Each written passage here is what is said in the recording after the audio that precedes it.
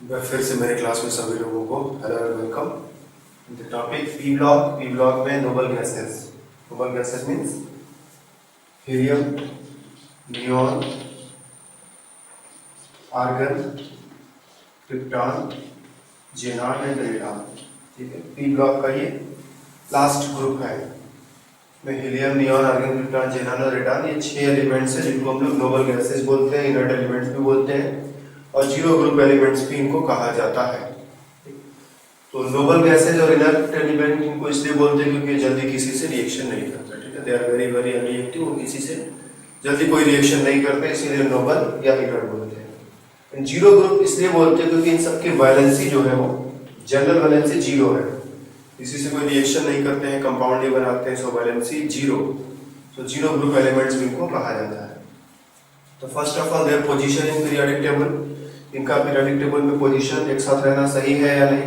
तो अगर हीलियम को छोड़ दें, ठीक है, हीलियम का इलेक्ट्रॉनिक कॉन्फ़िगरेशन है ये, और नियॉन का electronic configuration 2A, argon 2H8, krypton 2H 18A। तो अगर हीलियम को छोड़ दें तो बाकी सब के अंतिम में 8-8 इलेक्ट्रॉन है। ठीक है, हीलियम के अंतिम में सिर्फ 2 इलेक्ट्रॉन है, इसके लास्ट सेल में 2 इलेक्ट्रॉन से बाकी सबका जो अंतिम सेल है 8-8 इलेक्ट्रॉन भरा हुआ है।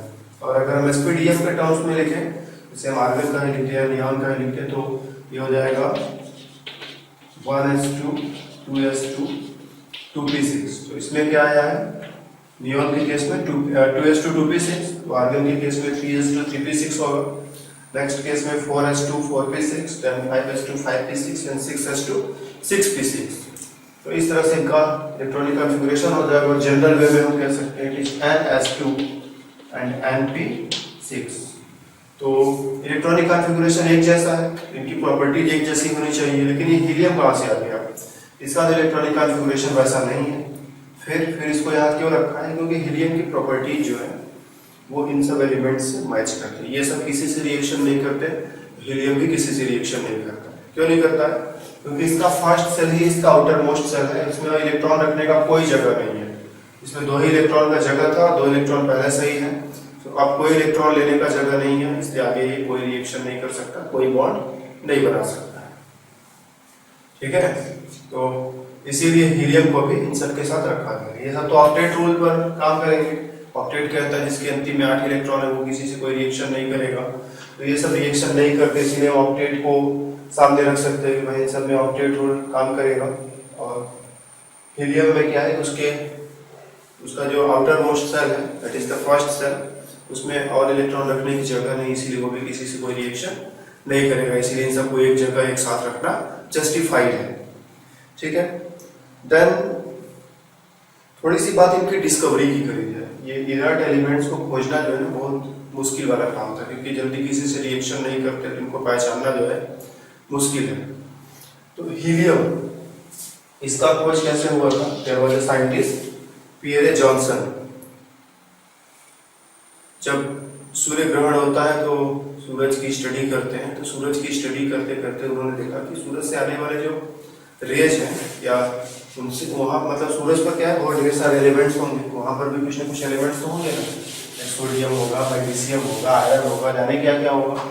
उनमें भी न्यूक्लियस होता है और ढेर सारे सेल्स हैं, इलेक्ट्रॉन्स हैं। इलेक्ट्रॉन को जब एनर्जी मिलती है तो इलेक्ट्रॉन ऊपर जाते हैं, फिर इलेक्ट्रॉन जब ऊपर से नीचे आते हैं तो वो उस एनर्जी को बाहर निकालते हैं रेडिएशन के फॉर्म में। ठीक है ना, लाइट, रेडिएशन, ये सब के फॉर्म में निकालते हैं। तो ये रेडिएशन जो है सूरज से धरती तक आता है, from sun to the earth, वहाँ से यहाँ तक आता है। इसको हम लोग रिकॉर्ड करते हैं और रिकॉर्ड करके उसकी स्टडी करते हैं कि वहाँ कैसे कैसे एलिमेंट्स हैं। किसी भी एलिमेंट्स को उससे निकलने वाले रेडिएशन के थ्रू पहचाना जा सकता है। रेडिएशन को रिकॉर्ड कर लेते हैं और उसको बोलते हैं स्पेक्ट्रम। जब रेडिएशन को रिकॉर्ड कर लेते हैं, इलेक्ट्रॉन ऊपर से नीचे जंप करेगा तो रेडिएशन बाहर निकलेगा, एनर्जी बाहर निकलेगी, उसको रिकॉर्ड कर लेंगे। तो रिकॉर्ड होगा उसको बोलेंगे दिस इज द स्पेक्ट्रम। जितने भी एलिमेंट्स हैं सबका अपना अपना फिक्स्ड स्पेक्ट्रम है। जैसे सोडियम है तो ऐसा नहीं कि वो हर बार अलग अलग तरह से काम करेगा, इलेक्ट्रॉन ऊपर जाएगा और नीचे आएगा, जितनी बार भी हम करेंगे ऑलमोस्ट सेम पैटर्न मिलेगा। मैग्नीशियम का अपना एक पैटर्न होगा, एल्यूमिनियम का अपना पैटर्न होगा। तो जितने भी एलिमेंट्स हैं सबका अपना अपना पैटर्न है, मतलब सबका अपना अपना स्पेक्ट्रम है। तो उस तरह से सूर्य ग्रहण पर स्टडी कर रहे थे तो उनको सोलर रेडिएशन का जो स्पेक्ट्रम था उसमें कुछ अलग सी लाइनें दिखाई पड़ी। तो इससे उनको ये समझ में आया कि सूरज पर जो है कोई और भी एलिमेंट है, और उसी स्टडी किया, समझा बूझा जो भी, और बताया कि वो हीलियम है। ठीक है, तो इस तरह से हीलियम के बारे में पहली बार बताया कि एक हीलियम जैसा एलिमेंट भी कुछ पाया जाता है, लेकिन पृथ्वी पर इसकी खोज नहीं हुई थी। फिर देन विलियम रैमसे इन्होंने जो है पृथ्वी पर भी इसको धीरे धीरे खोजा, और फिर हीलियम के खोज होने के बाद आर्गन का खोज हुआ। आर्गन का खोज कुछ यूँ हुआ कि एटमॉस्फेयर में हम जानते हैं नाइट्रोजन है, नाइट्रोजन ऑलमोस्ट 78%, ठीक, एंड देन ऑक्सीजन है वो 20% के आसपास है, ठीक? बाकी 2% में कार्बन डाइऑक्साइड और बाकी दूसरी गैसेज पाई जाती है। तो शुरू में ये तो पता नहीं था कि आर्गन या क्रिप्टॉन या जेनान और रेडान जैसे भी कुछ चीजें पाई जाती हैं। तो लॉर्ड रेलाई, ठीक है, साइंटिस्ट का नाम है, इन्होंने जो है नाइट्रोजन का एटॉमिक वेट और डेंसिटी निकालने की कोशिश करी थी। ठीक है, वो सारे एलिमेंट्स का एटॉमिक वेट, सबका डेंसिटी निकाल करके चेक कर रहे थे। ये भी पहले ये माना जाता था कि जितने भी एलिमेंट्स हैं सबका जो एटॉमिक वेट होगा वो हाइड्रोजन का एटॉमिक वेट का मल्टीपल होगा। हाइड्रोजन का 2 गुना, 3 गुना, 5 गुना, 10 गुना, कुछ इस तरह से। तो इसको चेक करने के लिए क्या वास्तव में सारे एलिमेंट्स का एटॉमिक वेट जो है हाइड्रोजन के एटॉमिक वेट का मल्टीपल, इसके लिए वो क्या करते हैं, केयरफुली जो है बहुत ही सावधानी से सभी एलिमेंट्स का डेंसिटी और एटॉमिक वेट पता कर रहे थे। तो पता करने में उन्होंने नाइट्रोजन पर जब उनका टर्न आया, नाइट्रोजन का पता किया तो 2 काम किया। एक तो नाइट्रोजन जो एटमॉस्फेयर से मिलता है उसको चेक किया, दूसरा नाइट्रोजन जो है अमोनिया को डिकम्पोज करके बनाया। अमोनिया को अगर हम डिकम्पोज करेंगे तो नाइट्रोजन गैस में मिलेगा। तो ये नाइट्रोजन और इस नाइट्रोजन के डेंसिटी में उनको फर्क नजर आया। इसका डेंसिटी कुछ और आ रहा है, इसका डेंसिटी थोड़ा सा अधिक आ रहा है, 0.5% ज्यादा आ रहा था। उनको लगा अच्छा एक्सपेरिमेंट में कुछ गड़बड़ हो गया। तो कई बार एक्सपेरिमेंट को रिपीट किया, लेकिन जितनी बार भी रिपीट किया रिजल्ट यही था कि अमोनिया में जो नाइट्रोजन, मतलब अमोनिया के डिकम्पोजिशन से जो नाइट्रोजन मिल रही है उस नाइट्रोजन का डेंसिटी कम आ रहा है, और जो एटमॉस्फेयर वाला नाइट्रोजन उसकी डेंसिटी ज्यादा आ रही है। तो इससे उन्होंने ये रिजल्ट निकाला कि इस एटमॉस्फेरिक नाइट्रोजन में कुछ और भी मिला हुआ है, ये नाइट्रोजन नहीं, इसमें कुछ और भी है। तो उन्होंने किया क्या, उस नाइट्रोजन को रिएक्शन करा दिया। नाइट्रोजन को मैग्नीशियम के साथ रिएक्शन करा दिया और वो बन गया Mg3n2, मैग्नीशियम नाइट्राइड। तो इस तरह से नाइट्रोजन बार बार मैग्नीशियम से रिएक्शन कराया तो पूरा का पूरा नाइट्रोजन खत्म हो गया। तो अगर वो प्योर नाइट्रोजन होता तो सब कुछ खत्म हो जाता, और अगर इम्प्योर था तो कुछ बचना भी चाहिए। तो एग्जैक्टली ऐसा ही हुआ। बाद में एक अननोन गैस बच गया, ठीक है, जो नाइट्रोजन डेफिनेटली नहीं था, क्योंकि नाइट्रोजन तो इसके साथ रिएक्शन करके खत्म कर दिया। तो जो अननोन गैस बच गया उसको खोजा, बीना, उसके बारे में सब चीज पता किया, तो पता है कि ये जो है आर्गन है। ठीक है, तो आर्गन क्या है, एटमॉस्फेयर में काफी हाई अमाउंट में 0.93%, लगभग 1% के आसपास। ठीक है ना, इतना तो ऑक्सीजन नाइट्रोजन में, मतलब एटमॉस्फेयर में नाइट्रोजन है, ऑक्सीजन है, कार्बन डाइऑक्साइड है, ये 3 मेन गैसेज हैं, और आर्गन चौथा मेन गैस है। उसके बाद सब बाकी थोड़े थोड़े पाए जाते हैं। तो कार्बन डाइऑक्साइड में लगभग 0.3 to 0.4% के बीच में पाया जाता है, और ये कितना है 0.93%। मतलब आर्गन का जो अमाउंट है वो काफी ज्यादा है एटमॉस्फेयर में, इसीलिए आर्गन को एटमॉस्फेयर में खोजने में थोड़ी सी आसानी मिली। अगर इसका अमाउंट बहुत कम होता तो खोजना काफी मुश्किल हो जाता, लेकिन अमाउंट ठीक ठाक है, क्लोज टू 1%, इसीलिए खोज लिया। तो एटमॉस्फेयर में helium, neon, argon, krypton, xenon सब पाए जाते हैं, पर रेडॉन नहीं पाया जाता। रेडॉन रेडियो एक्टिव है, और ये रेडियो एक्टिव वाले रिएक्शन, मतलब रेडियो एक्टिविटी वाले प्रोसेसेस में ही बनता है, खत्म हो जाता है। रेडॉन को जो है एटमॉस्फेयर में नहीं पाया जाता। सो आर्गन को जो है एटमॉस्फेयर में से खोजा गया, फिर उसके बाद नियॉन भी खोजा गया, क्रिप्टॉन और जेनॉन भी खोजा गया। रेडॉन बाद में रेडियो एक्टिविटी के एक्सपेरिमेंट्स के दौरान जो है रेडॉन की भी खोज हुई। तो कभी कभी पूछा जाता है कि कौन सा गैस एटमॉस्फेयर में सबसे ज्यादा पाया जाता है, मतलब कौन सा इनर्ट गैस एटमॉस्फेयर में सबसे ज्यादा पाया जाता है। तो ये आर्गन था, ठीक है ना। हम स्टोरी एक बार में सीधा सीधा बता सकते थे कि आर्गन जो है एटमॉस्फेयर में सबसे ज्यादा पाया जाता है, ठीक है ना। मेन पॉइंट यही मुझे बता रहा था, लेकिन हमने जो है सीधे सीधे ना बता करके इतना घुमाते फिराते पूरा बताया कि नाइट्रोजन निकाला, नाइट्रोजन प्योर नहीं था, उसको रिएक्शन कराया, नाइट्रोजन खत्म हो गया, फिर भी एक गैस बचा जो आर्गन बाद में प्रूव किया गया। तो कुल कहने का मतलब यह है कि आर्गन को आसानी से इसलिए खोजा जा सका, कंपैरेटिवली आसानी से, मतलब नियॉन, क्रिप्टॉन, जेनान की तुलना में तो आर्गन को खोजना आसान रहा। इतनी आसानी से इसलिए खोजा जा सका क्योंकि इसका जो परसेंटेज एयर में है वो ठीक ठाक है, बहुत कम नहीं है, क्लोज टू 1%, इसीलिए खोजा जा सका। और ये तुम लोगों को याद रखने में मदद करेगा। इनर्ट गैसेज में आर्गन जो है एटमॉस्फेयर में सबसे ज्यादा पाया जाता है। ओके, ये तो हो गई खोज की बात।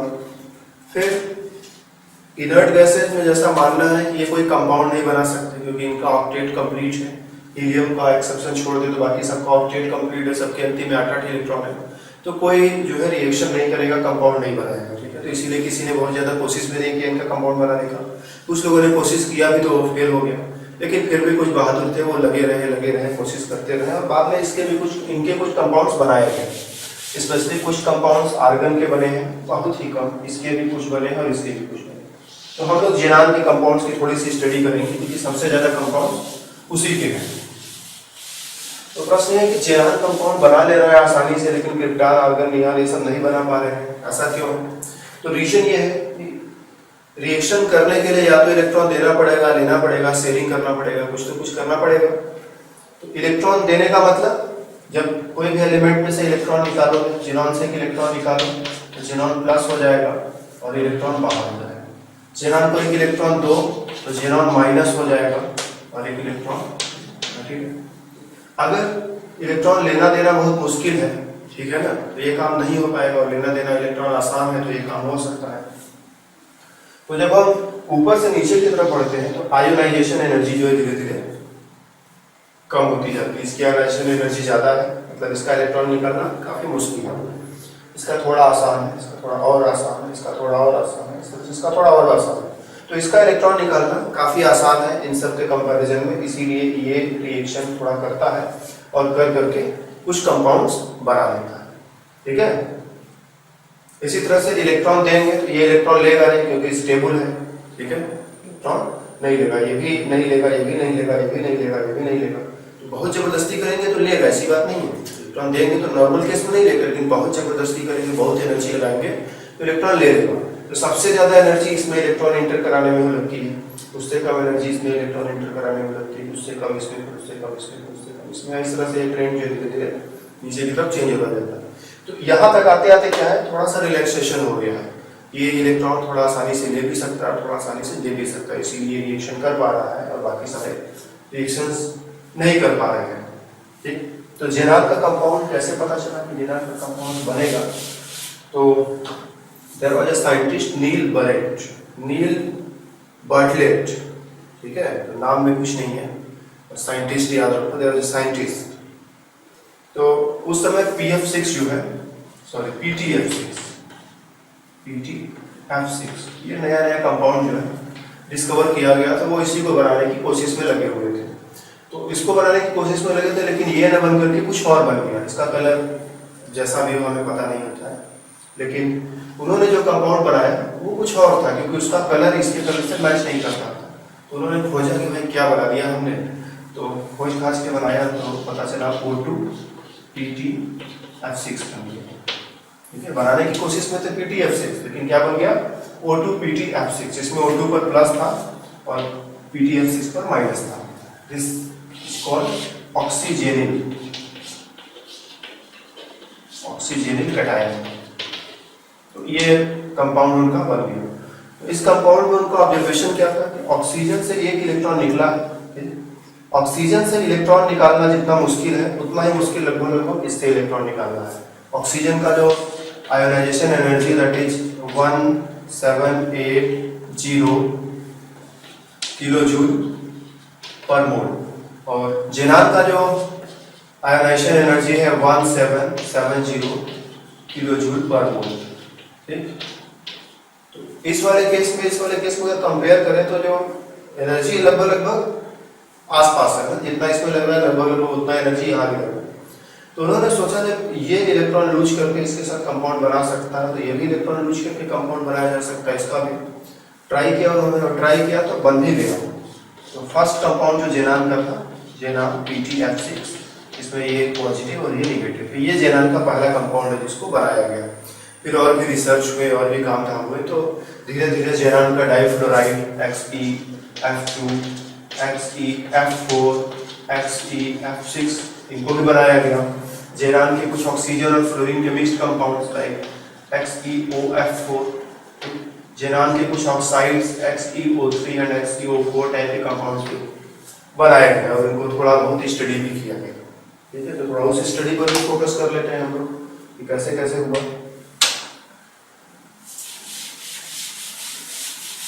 तो जेनान को जब हम लोग फ्लोरीन के साथ रिएक्शन करते हैं, रिएक्शन थोड़ा सा याद रखना पड़ेगा, मतलब कोई ऐसा बहुत बढ़िया चीज नहीं है जो अपने आप याद रहेगा, थोड़ा सा याद रखना पड़ेगा। Xe+F2 मिल करके XeF2 बना लेता है और इसमें जो है इन दोनों का रेशियो जो है 2:1 रखना पड़ेगा और टेम्परेचर थोड़ा सा 700 केल्विन के आसपास रहेगा। अगर हम Xe को F2 के साथ मिलाते हैं, ठीक है, और ratio is 1:5 and temperature 500 kelvin के आसपास है और 6 एटमॉस्फेयर का प्रेशर भी है, then in such a case हमें XeF4 मिल जाएगा।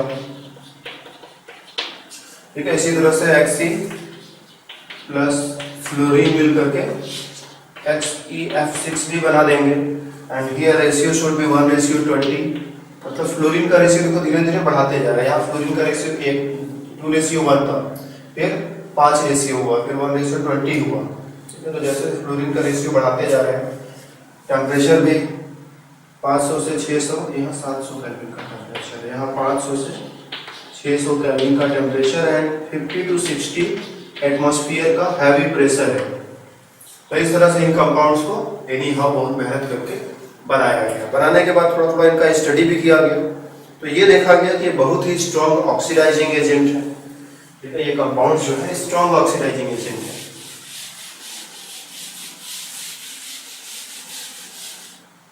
इनका जो बिहेवियर है, केमिकल बिहेवियर क्या है कि ये स्ट्रॉन्ग ऑक्सीडाइजिंग एजेंट का बिहेवियर दिखाते हैं। फॉर एग्जांपल XeF2 तो अगर रिएक्शन करा दिया जाए HCl से, तो HCl में क्या Cl माइनस है, ये Cl माइनस को क्लोरीन में कन्वर्ट कर देते हैं। ठीक है, तो हो जाएगा जेनान फ्री हो जाएगा, फ्लोरीन इस हाइड्रोजन के साथ चला जाएगा, 2 HCl कर देते हैं सो दैट ये ट्वाइस HF हो जाए और क्लोरीन गैस फ्री हो जाएगा। तो क्लोरीन क्या है, यहाँ -1 और यहाँ पर 0 है, ऑक्सीडेशन स्टेट क्लोरीन का यहाँ -1 है, वहाँ 0 है, मतलब ऑक्सीडेशन हो गया, जेनान अपना फ्री हो जाएगा। तो फ्लोरीन हाइड्रोजन से मिलकर के HF और क्लोरीन जो है फ्री हो गया। इसी तरह से पानी के साथ रिएक्शन करा दो तो ये पानी का भी ऑक्सीडेशन कर देता है। ठीक है, पानी को ये ऑक्सीजन में बदल देगा, xenon twice HF plus half O2, जो ऑक्सीजन था वो भी फ्री हो गया। तो इस तरह से ये HCl का पानी का ऑक्सीडेशन कर सकता है। XeF4 की बात करें, ये तो F2 हुआ, F4 में XeF4 ये भी जैसे अगर इसको Ki से रिएक्शन करा दिया जाए, I माइनस को I2 में कन्वर्ट कर देगा, तो जेनान फ्री हो जाएगा एंड 4 फ्लोरीन है तो 4 Ki भी कर देते हैं ताकि 4 बार Ki बन जाए और प्लस 2 I2 फ्री हो गया। पानी के साथ रिएक्शन कराओगे XeF4 प्लस H2O, तो पानी के साथ रिएक्शन थोड़ा कॉम्प्लेक्स है।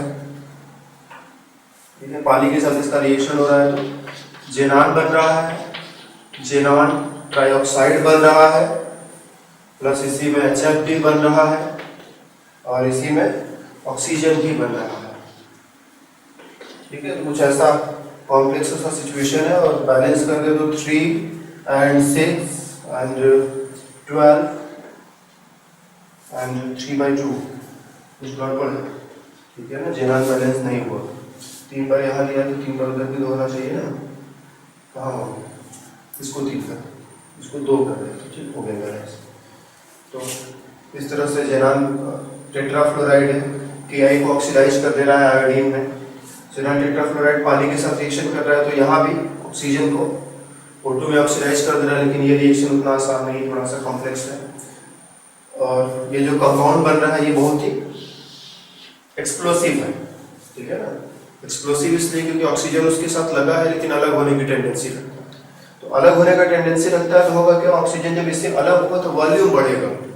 जब तक ये 1 मोल है, हम लोग जानते हैं कि किसी भी गैस का अगर 1 मोल है तो वो 22.4 लीटर जो है वॉल्यूम घेरता है।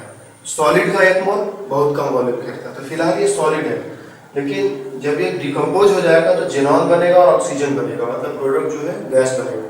तो सॉलिड से जब गैस प्रोडक्ट बनता है तो वॉल्यूम अचानक बहुत ज़्यादा बढ़ता है, और वॉल्यूम जब बहुत ज़्यादा अचानक बढ़ता है तो विस्फोट हो जाता है। इसीलिए ये कंपाउंड जो है बहुत एक्सप्लोसिव टाइप का है। इसी तरह से HCF6 भी है, वो भी पानी के साथ रिएक्शन करता है। उसका रिएक्शन कहाँ लिखते हैं, HCF6 plus water and gives you HEO3 plus HF, ठीक है। कुछ ऐसा इसका बैलेंसिंग है, 12 HF 2 HCO3 एंड 2 एंड 6, कुछ ऐसा रिएक्शन। ये रिएक्शन तो काफी सिंपल आ गया। तो इस तरह से जेनान के कुछ कंपाउंड्स और उनके रिएक्शन होंगे, ठीक है। एंड देन जेनान के इन कंपाउंड्स का कभी कभी स्ट्रक्चर पूछा जाता है पेपर में कि इसका शेप क्या है, स्ट्रक्चर क्या है, शेप स्ट्रक्चर इन सब का जरा बताओ। तो शेप स्ट्रक्चर भी थोड़ा सा इनका देख लिया जाए।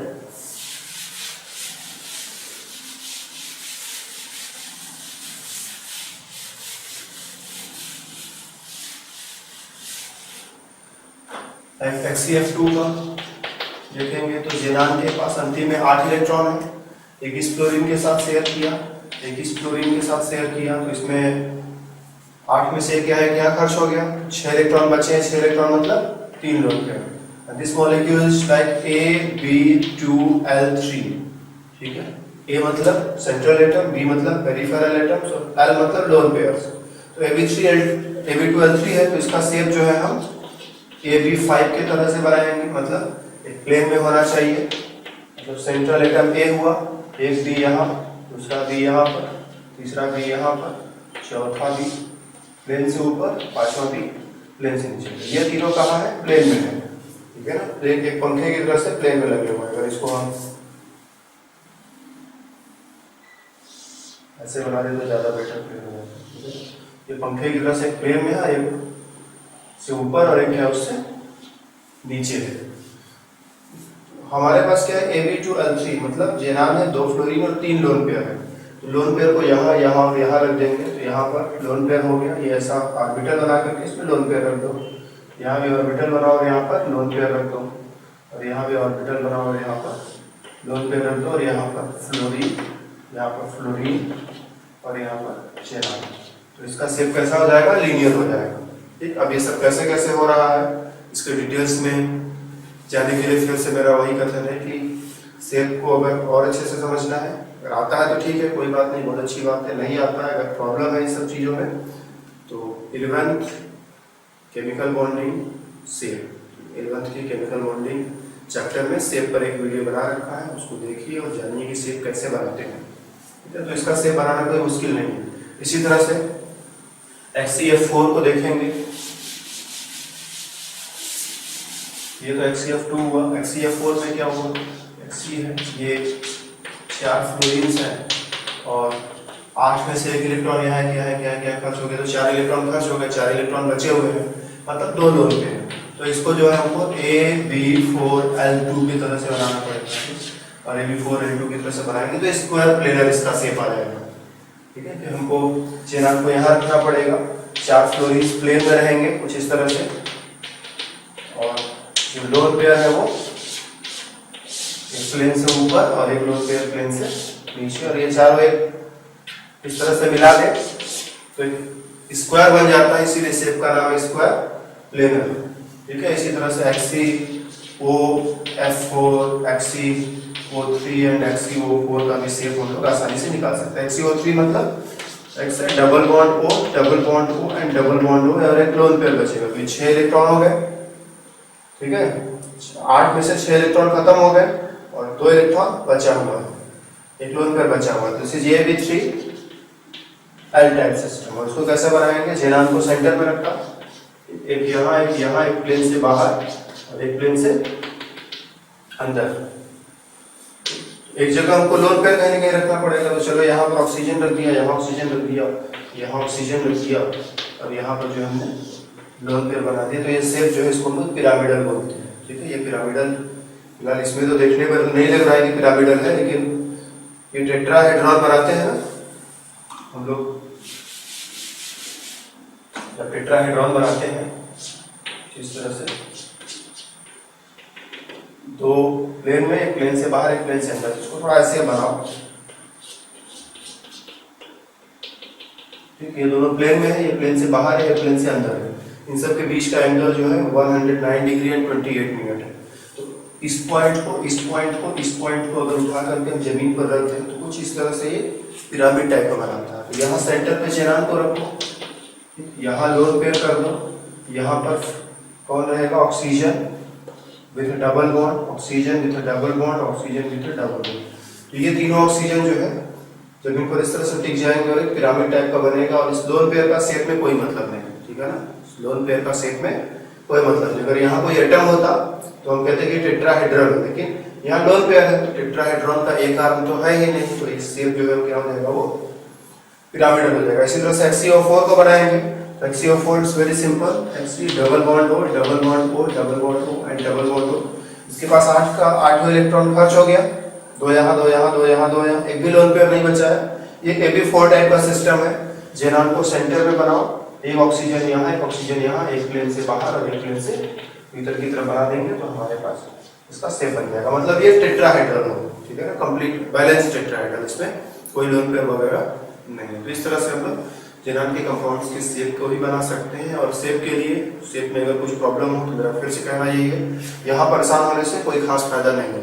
एक बार थोड़ा सा मेहनत करो और शेप वाला वो क्लास देख लो, कभी लाइफ में दोबारा शेप के लिए प्रॉब्लम नहीं आएगी, ठीक है। और इसी के साथ ये चैप्टर खत्म हो, ठीक है। छोटा चैप्टर था, मतलब छोटा क्लास था, फिर भी ध्यान से सुना, तो हमारी तरफ से सबको ध्यान से सुनने के लिए एक बार फिर से सभी लोगों को धन्यवाद। ये ब्लॉग खत्म हुआ, फिर मिलेंगे दूसरी क्लास में। Bye bye.